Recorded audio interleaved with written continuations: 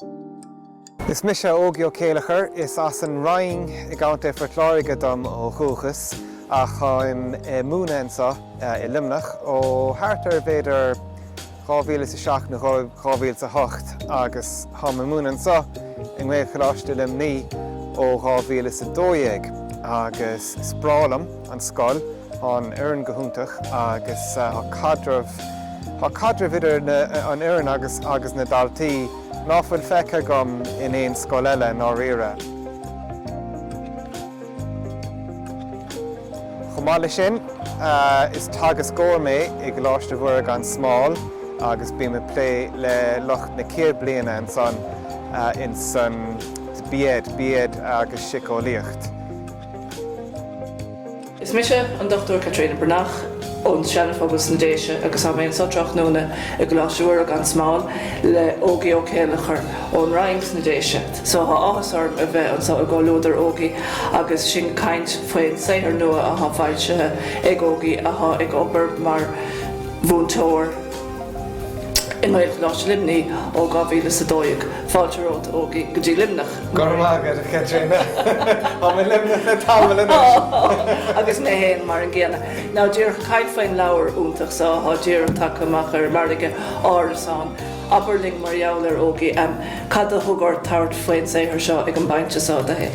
Well, an leabhar lonathe in Árasán mar Éireann an titil Árasán ollscoile agus ionad cónathe Gaeilge mar bhíonn rointas na hoscoil na haimplí na tíre. An níon fáí? A heisi níomh. Cad é? An rud a rinne an chalín sin le Jack ó réir. Tháinig scáideara go raibh níomha. You know. One night stand, innit? A deagar Kate. Ach an stílscrín áireachta bheadh sé de friúlas tóchan ar há tú scríomh do riine níos óige ná mar bheadh sé Bheadh agus Aberling faoin stíl scrín áireachta has leabhar sa. Dúláán an a bhór a bheith sin agus bhí mé nervhíseach go leor in áiríre Katrina á chaidsiú mar so ha annach an cainte na léantasach fé ha téirme éigent technúlar ach stoch an nós a bheith ann ná nuair bheith daoine caint go gahadíist focail nó coracail béarla isteach. Tras tanú a bhléonn siad ar. Tras tanú,